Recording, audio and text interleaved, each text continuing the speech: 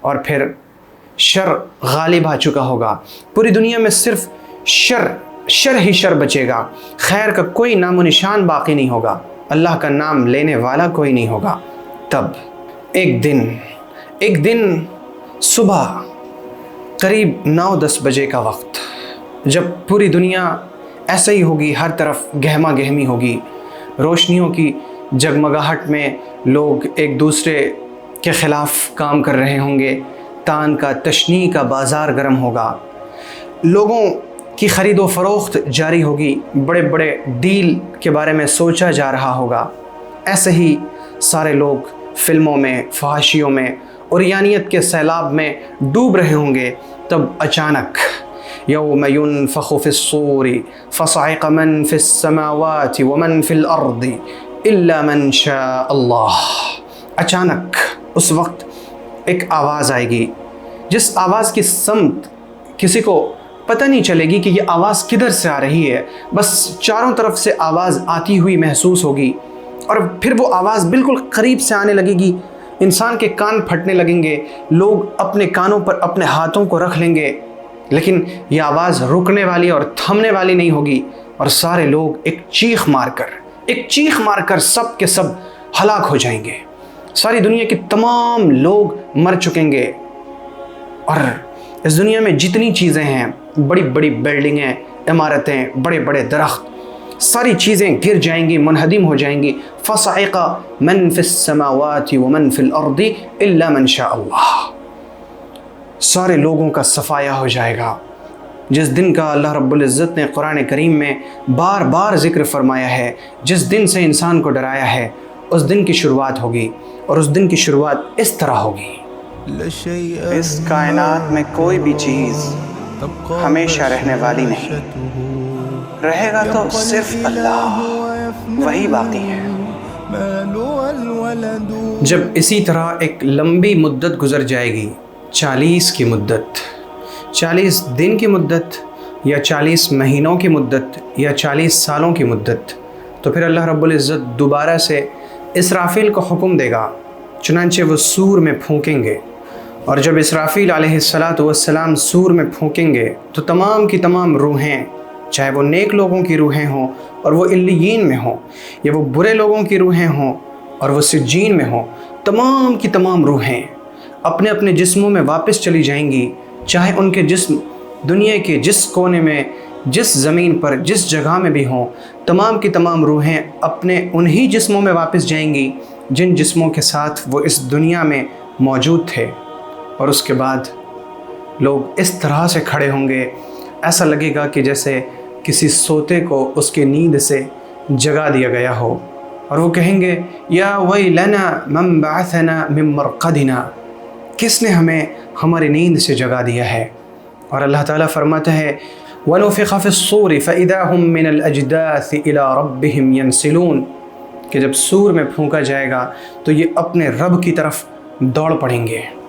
سارے لوگ میدان محشر میں جمع ہوں گے، ایک ایسے میدان میں جو زمین بالکل نئی لگ رہی ہوگی، ایک ایسی زمین جہاں کوئی درخت نہیں، جہاں کوئی گھر نہیں، بالکل چٹیل میدان، تا حد نگاہ، انسان کی نگاہ جہاں تک پہنچ سکے، صرف میدان ہی میدان. اور اس میں تمام کے تمام اولین اور آخرین، اگلے اور پچھلے تمام کے تمام لوگ جمع ہوں گے. اور جب وہ سب جمع ہوں گے تو ان کے جمع ہونے کے بعد سال ہا سال، سینکڑوں سال، ہزاروں سال گزر جائیں گے، وہ اسی میدان میں رہیں گے. لوگ پریشان ہونے لگیں گے، اتنے پریشان ہوں گے کہ بعض زبانیں یہ دعا مانگیں گی الہ العالمین ہمیں جہنم دے دیجئے، لیکن حساب کتاب تو شروع کر دیجئے. وہ اس قدر سخت دن ہوگا کہ سورج چند نیزوں کے برابر اوپر آیا ہوا ہوگا، زمین بالکل تپ رہی ہوگی، لوگ پسینوں میں ہوں گے، مال و اولاد سب ختم ہو جائیں گے. اس دن ساری دوستیاں ختم ہو جائیں گی، سارے حسب و نسب کے رشتے ختم ہو جائیں گے، کوئی کسی کو پہچان نہیں رہا ہوگا. اللہ رب العزت فرماتا ہے فَإِذَا نُفِخَ فِي الصُّورِ فَلَا أَنْسَابَ بَيْنَهُمْ يَوْمَئِذٍ وَلَا يَتَسَاءَلُونَ، کہ جب سور میں پھونکا جائے گا اس دن کسی کو کسی کا نسب کام نہیں دے گا، نہ وہ آپس میں ایک دوسرے سے کسی چیز کے بارے میں پوچھیں گے، اور یہ سارے کے سارے لوگ بغیر کسی کپڑے کے ننگے پاؤں ننگے بدن میدان محشر میں جمع ہوں گے۔ کسی کو کسی کی خبر نہیں ہوگی کہ کوئی کسی کا جسم دیکھ لے، کسی کو کسی سے اس وقت شرم بھی نہیں آئے گی، اور معاملہ یہ ہوگا کہ اس دن یوم یفر المرء من اخیہ، آدمی اپنے بھائی سے بھاگے گا کہ کہیں یہ مجھ سے کسی چیز کا سوال نہ کر لے، کہیں مجھ سے کوئی نیکی نہ مانگ لے۔ وَأُمِّهِ وَأَبِيهِ، آدمی اپنی ماں سے اور اپنے باپ سے بھاگے گا۔ وَصَاحِبَتِهِ، اور اپنی بیوی سے بھاگے گا۔ وَبَنِيهِ، اور اپنے بیٹوں سے بھاگے گا۔ یعنی ایسے لوگ جنہیں وہ اس دنیا میں اپنی جان سے بھی زیادہ عزیز رکھتا تھا، اس وقت ایسی گہما گہمی، ایسی ہولناکی کا منظر ہوگا کہ لوگ ایسے عزیز از جان رشتوں کو بھی بھول جائیں گے۔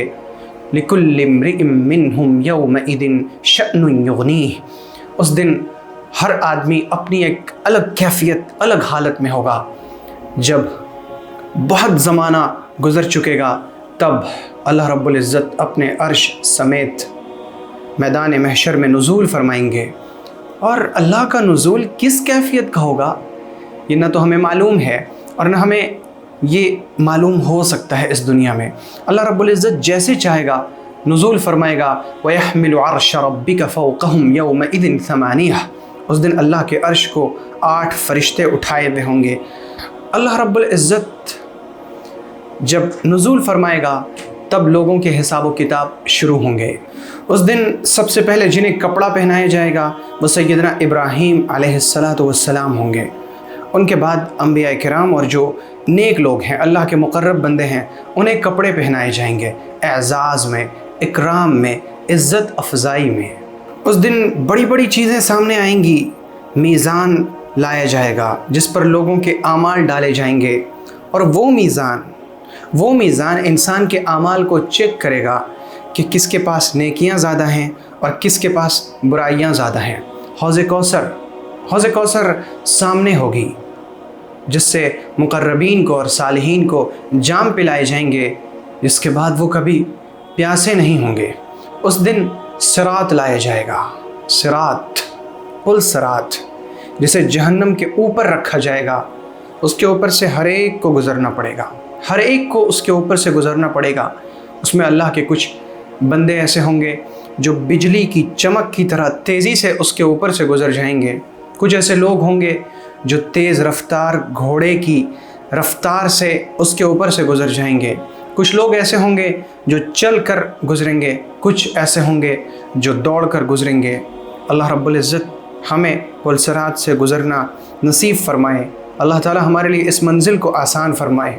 اور کچھ لوگ اللہ کی پناہ ایسے بھی ہوں گے کہ جب وہ پل صراط کے اوپر سے گزرنے لگیں گے تو جہنم انہیں اپنے اندر کھینچ لے گی، دبوچ لے گی، اپنے اندر گھسیٹ لے گی انہیں۔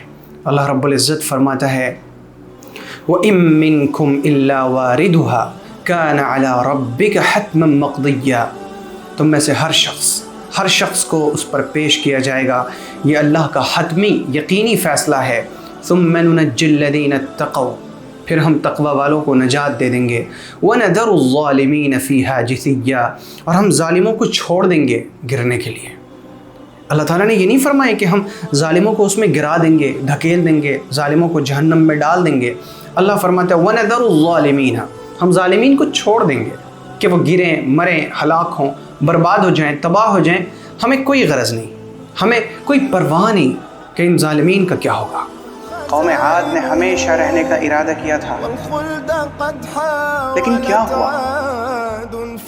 وہ بھی ناکام ہو گئے۔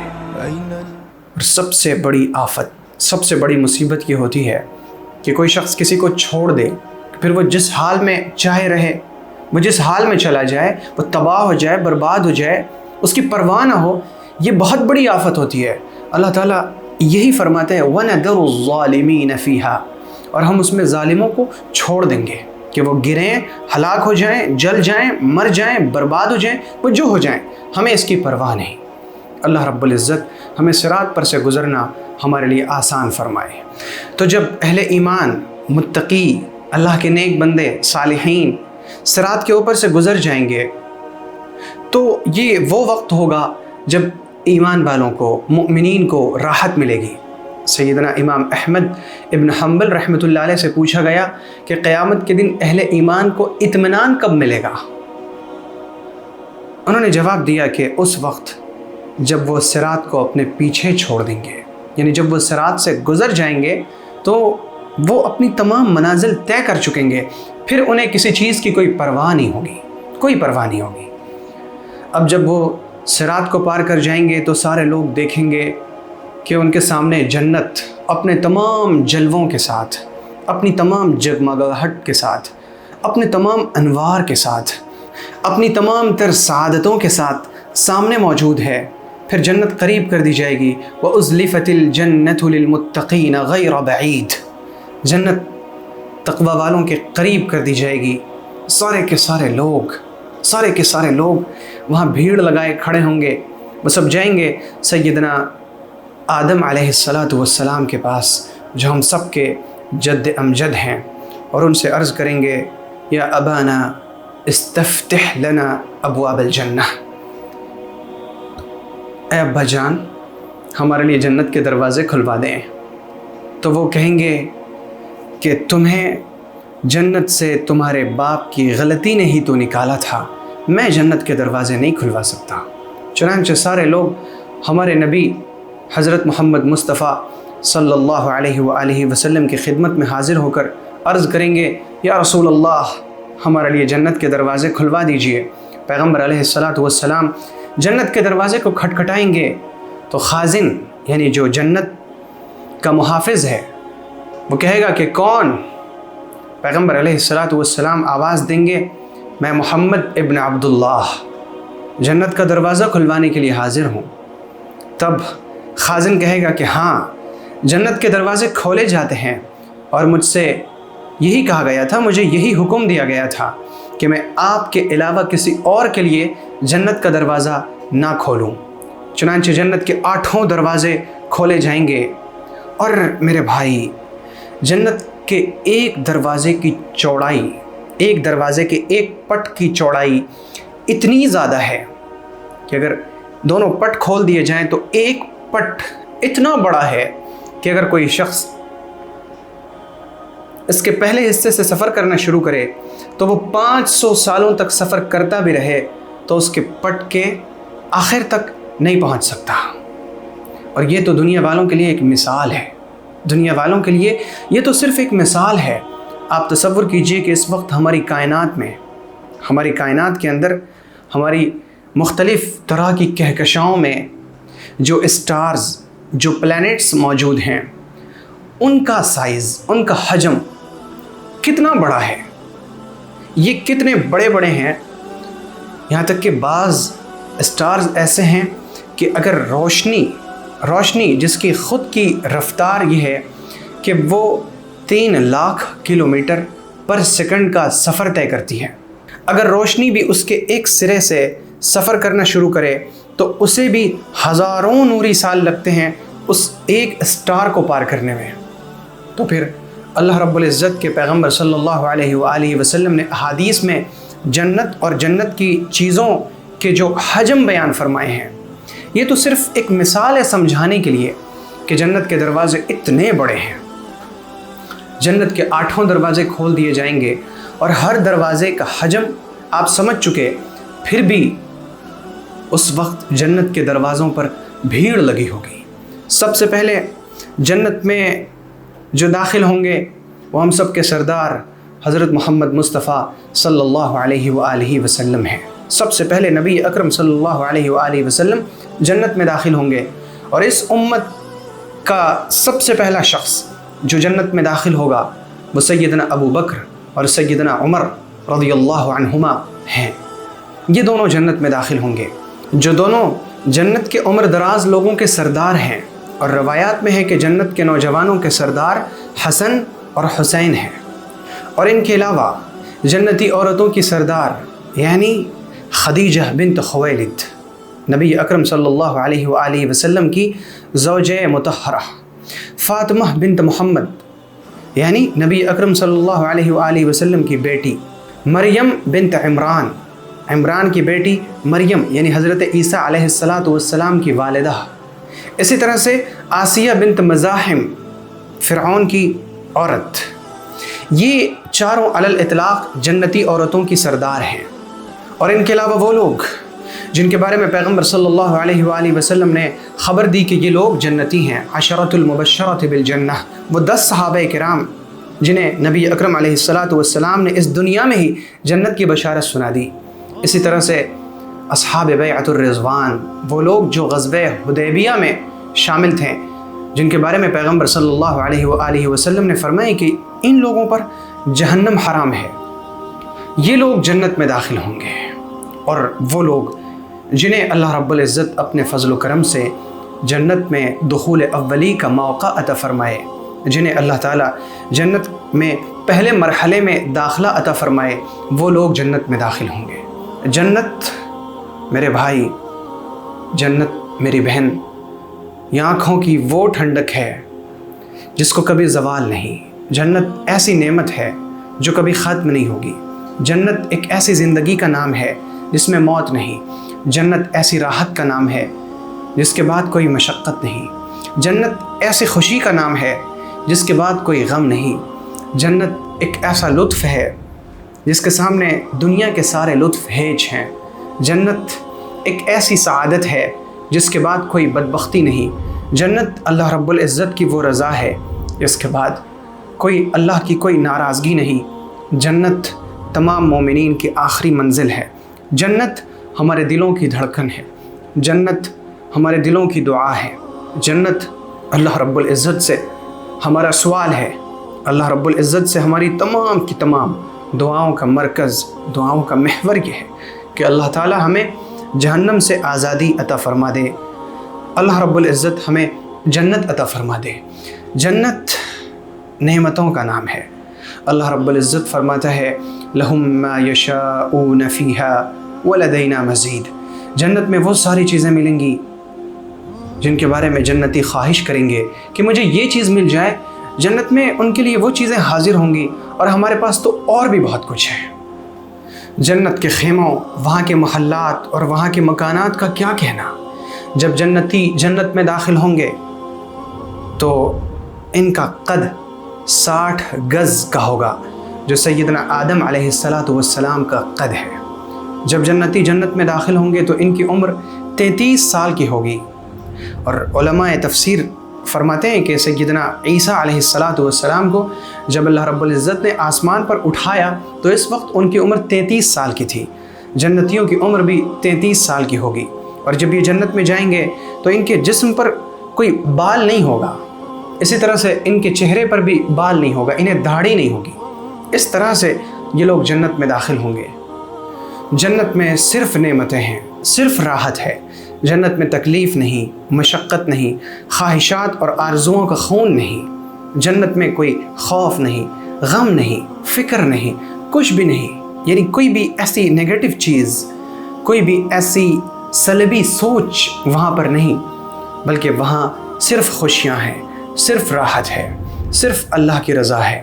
اور وہاں پر اللہ رب العزت کی طرف سے جنتیوں کو آواز لگائی جائے گی سلام قولا من رب الرحیم، رحم کرنے والے رب کی طرف سے گفتگو ہوگی، سلام سلام سلام۔ وہاں پر پرندے چہچہا رہے ہوں گے، نہریں ہوں گی، دودھ کی نہر، شراب کی نہر، شہد کی نہر، پانی کی نہر۔ وہاں پر ایسے محلات ہوں گے جن کے نیچے نہریں بہہ رہی ہوں گی، وہ جہاں چاہیں گے جائیں گے، جہاں چاہیں گے گھومیں گے۔ چڑیوں کی چہچہاٹ ہوگی، وہاں خوبصورتی ہیں، یہ خوبصورتیاں ہوں گی۔ وہاں پر کسی طرح کی کوئی فکر نہیں ہوگی، کوئی غم نہیں ہوگا، اور اتنی نعمتیں ہوں گی کہ میں یا کوئی بھی شخص اس دنیا میں اسے بیان کر ہی نہیں سکتا، کیونکہ اللہ تعالیٰ نے جنت کی نعمتوں کو چھپا رکھا ہے۔ فَلَا تَعْلَمُ نَفْسٌ مَّا أُخْفِيَ لَهُم مِّن قُرَّةِ أَعْيُن، کوئی نفس نہیں جانتا، کوئی شخص نہیں جانتا کہ اس کی آنکھوں کی ٹھنڈک کے لیے کیا کچھ چھپا کر رکھا گیا ہے۔ جزاء بما كانوا يعملون، یہ ان کے اعمال کا بدلہ ہے۔ اور اسی طرح سے جب جنتی جنت میں پہنچ چکیں گے تب اللہ کی طرف سے کوئی اعلان کرنے والا پکار کر اعلان کرے گا، اے جنتیوں، اللہ رب العزت تم سے اپنا ایک وعدہ پورا کرنا چاہتا ہے۔ تو جنتی عرض کریں گے، کیا اللہ رب العزت نے ہمارے میزان کو بھاری نہیں کر دیا؟ کیا اللہ تعالیٰ نے ہمارے چہروں کو روشن نہیں کیا؟ کیا اللہ نے ہمیں جنت عطا نہیں فرمائی؟ کیا اللہ نے ہمیں جہنم سے آزادی نہیں دی؟ اللہ نے تو سب کچھ کر دیا، اب کون سا وعدہ ہے جو اللہ پورا کرے گا؟ تب اس وقت حجاب ہٹا دیا جائے گا، اللہ رب العزت کا حجاب ہٹا دیا جائے گا، اور پھر سارے جنتی اللہ کا دیدار کریں گے۔ اور جب وہ اللہ کا دیدار کریں گے تو اس طرح سے دیدار کریں گے کہ نہ ادھر متوجہ ہوں گے نہ ادھر متوجہ ہوں گے، جب تک اللہ چاہے گا۔ اور یہ عرصہ سالوں پر محیط ہوگا کہ لوگ اللہ رب العزت کے دیدار میں یوں بغیر پلک جھپکے ایسے دیکھنے میں مشغول ہوں گے کہ انہیں کسی اور طرح کا کوئی خیال ہی نہیں ہوگا۔ یہ اللہ رب العزت کا دیدار، میرے بھائی اور میری بہن، یہ جنت کی تمام نعمتوں سے بڑھ کر ہے۔ اور اللہ تعالیٰ کا دیدار کہ اس کے سامنے دنیا اور دنیا کی ساری نعمتیں ہیچ ہیں۔ اللہ کا دیدار، اللہ رب العزت ہماری آنکھوں کو اپنا دیدار عطا فرمائے۔ کہاں ہیں وہ بادشاہان جن کے پاس ہر دروازوں سے لوگ آیا کرتے تھے؟ ذرا دیکھنا، جس نے پوری دنیا جمع کر لی تھی وہ بھی اس دنیا سے روئی اور کفن کے سوا کچھ نہ لے جا سکا۔